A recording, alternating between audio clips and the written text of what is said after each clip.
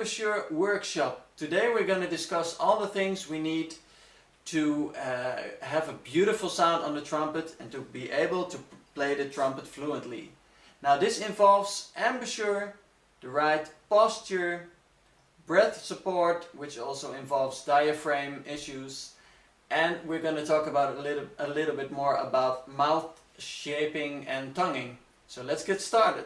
Okay, so now of course I'm not a trumpet teacher, but I'm a saxophone teacher, and the embouchure, the breath support, and all the things that go into the tone are actually really the same, both for the saxophone and the trumpet. So I'm going to talk about the first part, which is breathing, because a good, steady, beautiful tone on the trumpet, the most important part, or one of the four very important parts, is where does the tone start? Of course, it starts in your lungs. It starts with your air, with your breathing.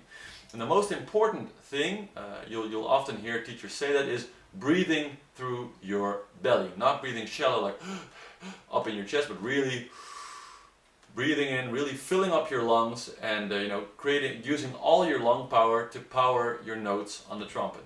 Now, the muscle you need to use for that is actually this sheet of muscles called the diaphragm. And it's actually a misconception that you're breathing through your belly, because there's really no lungs in your belly.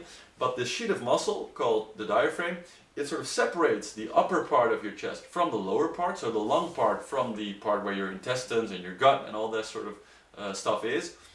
And when you breathe in, this sheet sort of pushes down on all your intestines, pushing them together, which creates the illusion of your rising belly. And now an important exercise to do with this, to really learn to breathe consciously and strongly and to do it the right way so you can power your notes in the best possible way, is to actually stand up and touch your toes. So just bend over, touch your toes, and then breathe in as deep as you can. And you feel the sheet, because usually it doesn't have to work against the force of gravity. It just sort of lowers itself, sort of relaxes itself, and gravity actually pulls it a little bit. But when you do it upside down, it has to work against gravity, and then you can really grow a conscious of it. You can really feel what's happening.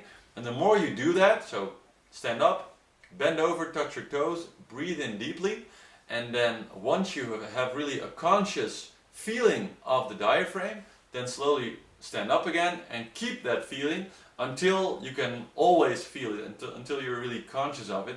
And then you'll know that that is the important muscle to always use, because when you're using the diaphragm, then you're using your full lung capacity. And when you're playing the trumpet or the saxophone or the trombone or any wind instrument, you always want to use 100% of your lung capacity. It's really the only thing a human can do where you actually need 100%, because running or climbing or any other sport takes about 80 or 85%, but playing a woodwind or a brass instrument takes 100% lung power to do it right.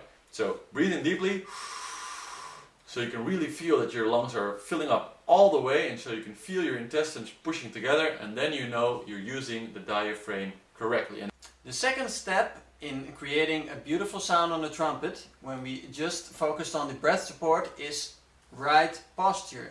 Now I'm going to stand up for this, and the camera is going to follow me. What we want to create for playing the trumpet is we want to stand up straight, we want to stand relaxed, so don't lock your knees, but really try to feel comfortable, and we keep the shoulders down. That's the most important thing to focus on when focusing on posture. We take the trumpet in the hand, we bring it up, and we bring it to the mouth. So again, to stress, don't do anything with your shoulders, but keep your shoulders down, relax, bring the trumpet to your mouth so you can play a nice tone. Okay, we're getting to the third step now. We've got our proper breath and our proper posture. Now the air is going for our mouth. Now, when we're talking about mouth shapes and where your tongue is, you want your throat to be open so the air can go fluently through, and you want your mouth to be at the bottom of your tongue to be at the bottom of your mouth. Now this can be demonstrated best when you make the sound "oh" To make this sounding properly, your throat has to be open, and you can actually feel that your tongue is at the back and at the bottom of your mouth. Now when you want to go for the higher register, actually your tongue comes up, and this can be demonstrated best by going from O to U, A, I and E. This I will show fluently, and you will see the shape of the mouth, and you can actually feel the position of your tongue.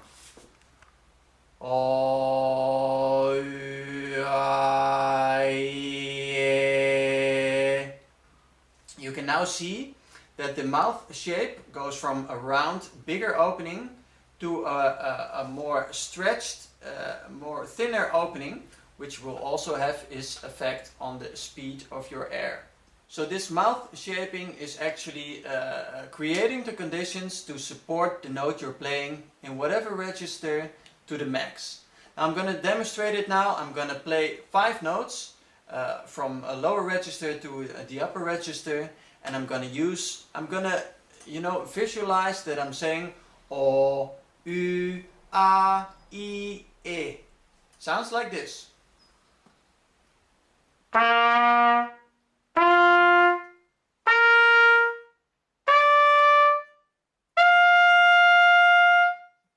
Okay, we're getting to the final stage of this workshop. We've got our breath support right, we've got the right posture, we've got the right shape of our throat and mouth. Now we're getting to the place where the air leaves our body, which is the lips. We call this part of our mouth the embouchure, which involves the lips and the muscles around the lips. And actually what we want to create is a steady base for our mouthpiece to land on. Now in the first exercise we just gently blew air through the trumpet, made the aperture, so the hole of the lips a little bit smaller, and sound just came out. Actually there's not much more effort we have to make.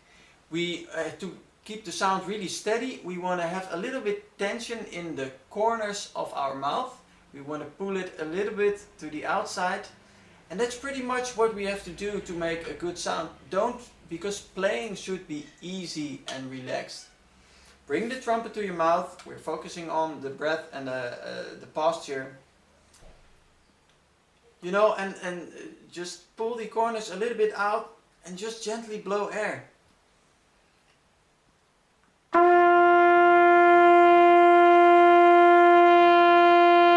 And actually that's all there is.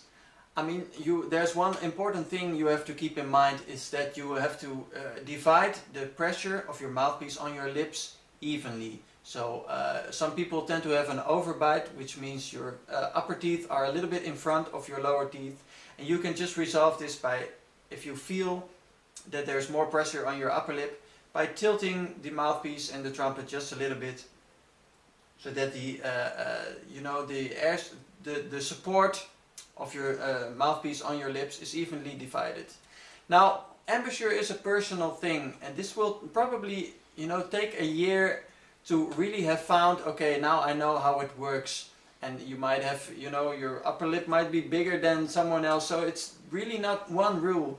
Just take a good healthy sound as guiding line. If it sounds good, you're doing it good.